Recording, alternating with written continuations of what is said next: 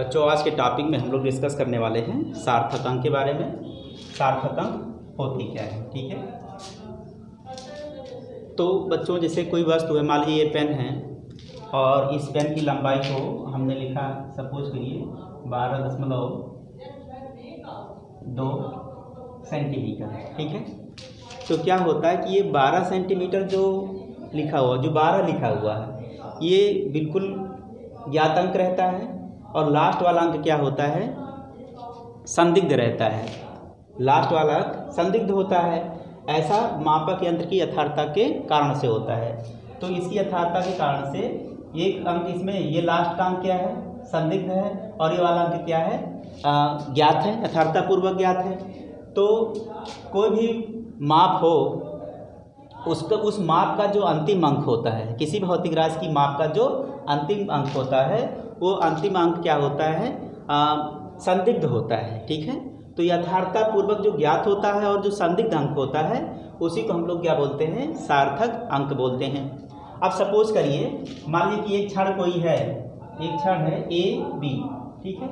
अब इसमें हमने लिखा है, एक पैमाना हमने बनाया, तो हम इसको माप रहे हैं। मान लीजिए क्षण की लंबाई यहाँ से यहाँ तक की है, तो हमने देखा कि ये 1 सेंटीमीटर है, 0 से लेकर के 1 सेंटीमीटर, और ये क्या है 1 मिलीमीटर, और ये 2 मिलीमीटर। तो हम देख रहे हैं कि 1 मिलीमीटर से ये आगे है।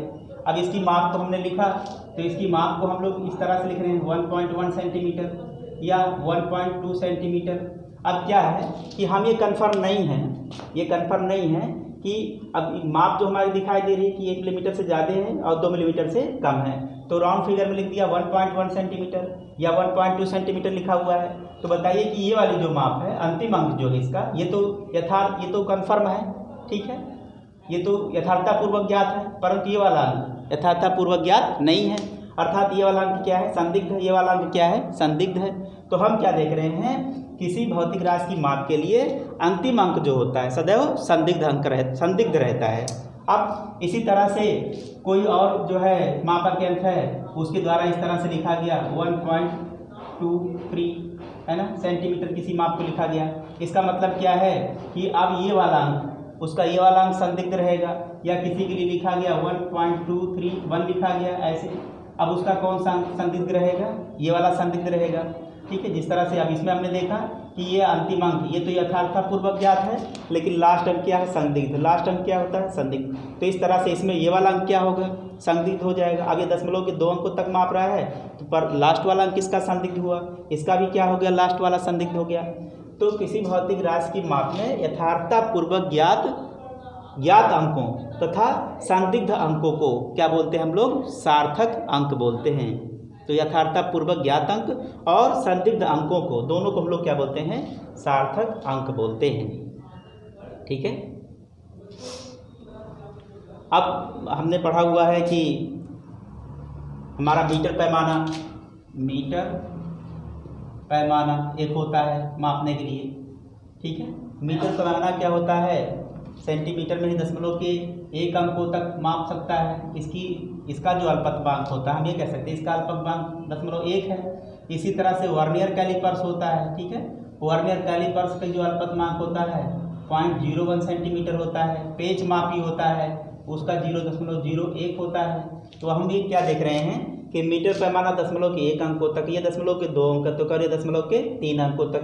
तो अगर हम इस तरह से कंपेयर करें, तो मीटर पैमाने की तुलना में ये वर्नियर की माप है, तो वर्नियर की माप इससे ज़्यादा यथार्थ होती है ना। इसी तरह से पेच मापी हो, तो पेच मापी की माप जो है इन तीनों में सबसे ज़्यादा यथार्थ होती है, ठीक है, उसकी माप सबसे ज़्यादा सही होती है, ठीक। तो ये भी कह सकते हैं कि जिसमें जो है दशमलव के जितने अंकों तक कोई माप सकता है, उसकी माप उतनी अधिक यथार्थ होगी, ठीक।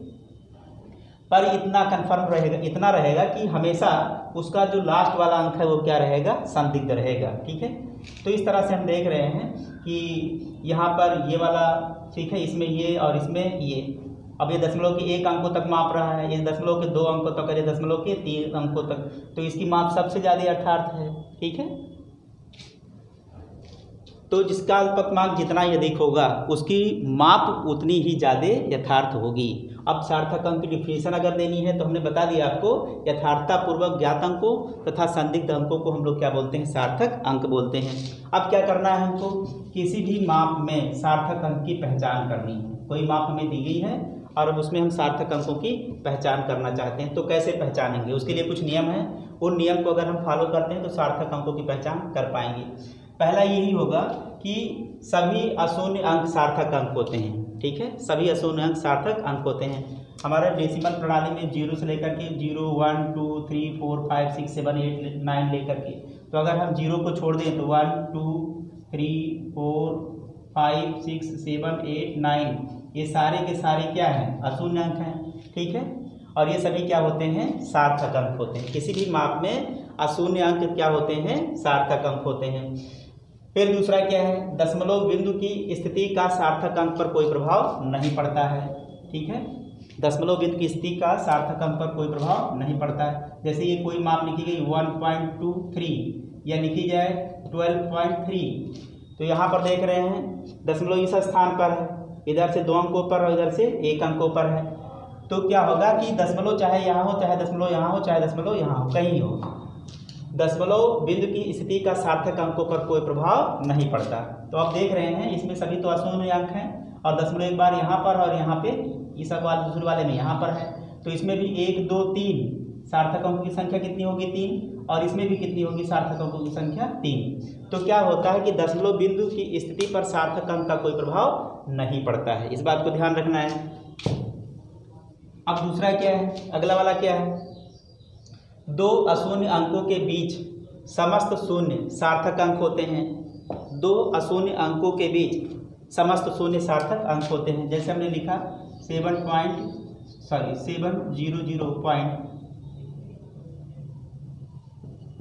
इस तरह से हमने माप लिखा, तो इसमें सार्थक अंकों की संख्या कितनी होगी। ठीक है, तो हमने आपको बताया कि 2 अशून्य अंकों के बीच के समस्त शून्य सार्थक अंक होते हैं। ठीक है, तो आप देख रहे हैं ये अशून्य अंक है, ये भी अशून्य अंक है, तो अशून्य अंकों के बीच जितने भी जीरो आएंगे, अशून्य अंकों के बीच जितने भी जीरो आएंगे सभी क्या होंगे, सार्थक अंक कहलाएंगे। ठीक है, तो इस बात को याद रखना है। अब देखिए सार्थक अंकों की संख्या 1, 2, 3, 4, 5, 6 हो जाएगी। ठीक है, तो अशून्य अंकों के बीच के जो शून्य होते हैं वो सभी क्या होते हैं, सार्थक अंक होते हैं, उनका अपना महत्व होता है, इस बात को भी ध्यान रखना आप।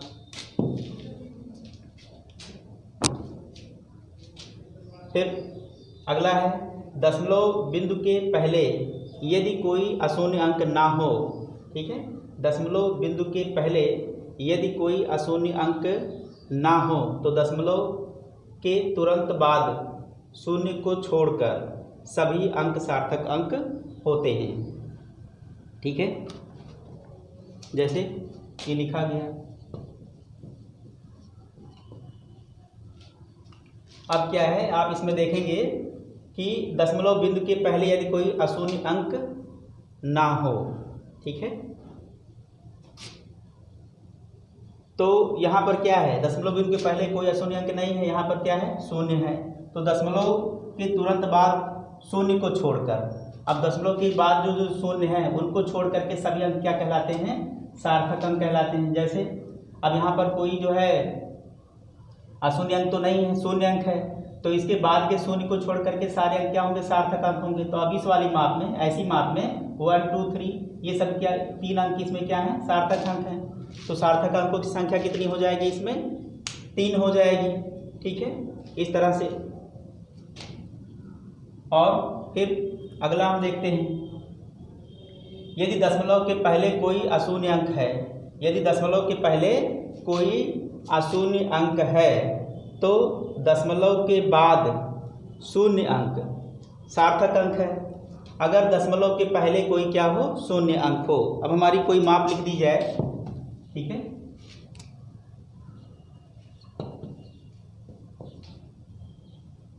इस तरह से हमने लिख दिया। अब दशमलव के पहले क्या है, यहाँ पे अशून्य अंक है, तो दशमलव के पहले कोई अशून्य अंक है तो दशमलव के बाद शून्य सार्थक अंक होता है। अब दशमलव के बाद का जो शून्य है वो क्या है, सार्थक अंक है। अब इसमें कितना है, 1, 2, 3, 4 सार्थक अंकों की संख्या कितनी है, 4। और अगर लगा दें तो 1, 2, 3, 4, 5। ठीक है। सार्थक अंकों की संख्या कितनी हो जाएगी 5। यानी कि अगर दशमलव के पहले कोई अशून्य अंक है तो दशमलव के बाद का शून्य कैसा अंक होगा, सार्थक अंक कहलाएगा, ठीक है। अब अगला क्या है, दशमलव बिंदु के बाद बाईं ओर किसी अशून्य अंक के बाद शून्य सार्थक अंक होते हैं, ठीक। दशमलव बिंदु के बाद बाईं ओर, ठीक है, उस तरफ किसी अशून्य अंक के बाद के शून्य क्या होते हैं, सार्थक अंक होते हैं, ठीक है। जैसे हमारा इस तरह से कोई अंक लिखा हुआ है 0.450, ठीक है। ऐसे मान लीजिए कोई अंक लिखा हुआ है, तो देखिए दशमलव के बाद अशून्य के बाद का शून्य कैसा अंक होगा, सार्थक अंक होगा। तो यहाँ पर देखिए अशून्य अंक के बाद का जो शून्य है, ठीक है, उसको हम लोग कैसा अंक मानेंगे, सार्थक अंक। तो इस तरह से इस माप में सार्थक अंकों की संख्या कितनी हो जाएगी, 3 हो जाएगी, ठीक है। अब अगली वाली क्या है, अगला नियम क्या है, यदि किसी माप में दशमलव बिंदु उपस्थित है, यदि किसी माप में दशमलव बिंदु उपस्थित है तो दशमलव बिंदु के बाद दाईं ओर अंतिम शून्य अंक, ठीक है, सभी सार्थक अंक होते हैं। यदि किसी माप में दशमलव बिंदु उपस्थित है तो दशमलव बिंदु के दाईं ओर, मतलब दाईं तरफ में इस साइड के अंतिम शून्य अंक सभी सार्थक अंक होते हैं। इसके बाद जितने भी आप शून्य लेंगे, ठीक है, वो सभी क्या होंगे, सार्थक अंक होंगे। जैसे मान लीजिए हमने लिखा 2. इस तरह से हमने लिखा, कोई माप है 2.1000, ठीक है, दशमलव बिंदु उपस्थित है। अब इसके बाईं ओर, मतलब इस साइड के जितने भी शून्य होंगे सभी क्या कहलाएंगे, सार्थक अंक कहलाएंगे, ठीक है। अगला क्या है, दशमलव बिंदु रहित किसी माप में, दशमलव बिंदु रहित किसी माप में अंतिम अशून्य अंक के दाईं ओर सभी शून्य निरर्थक होते हैं। दशमलव बिंदु रहित किसी माप में, अगर कोई माप ऐसी है जिसमें दशमलव नहीं है, ठीक है, कोई माप ऐसी है जिसमें दशमलव नहीं है, तो उसमें अंतिम शून्य अंक, ठीक है, उसमें अंतिम अशून्य अंक के दाईं ओर के सभी शून्य, जैसे हमने लिख दिया 4600 ग्राम हमने लिख दिया किसी वस्तु का वजन, ठीक है, 4600 ग्राम लिख दिया।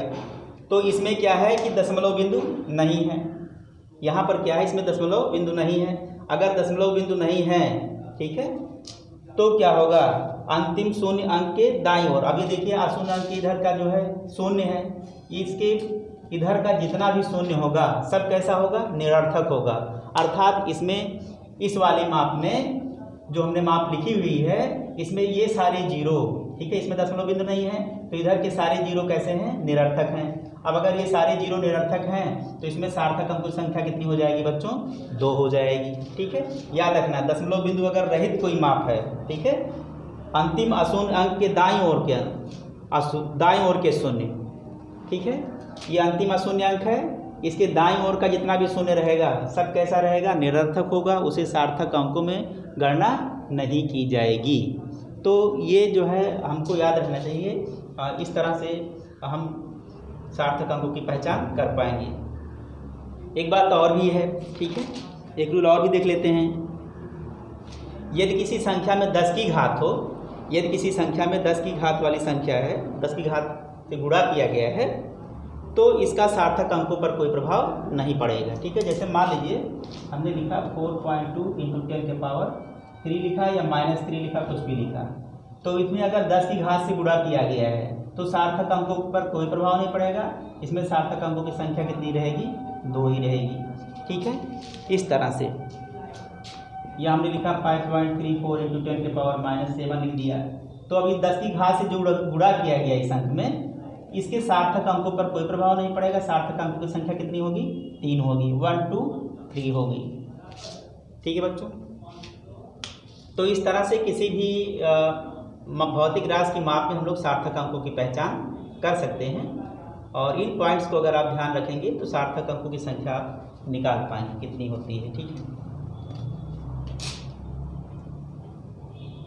तो आज के टॉपिक में इतना ही, धन्यवाद।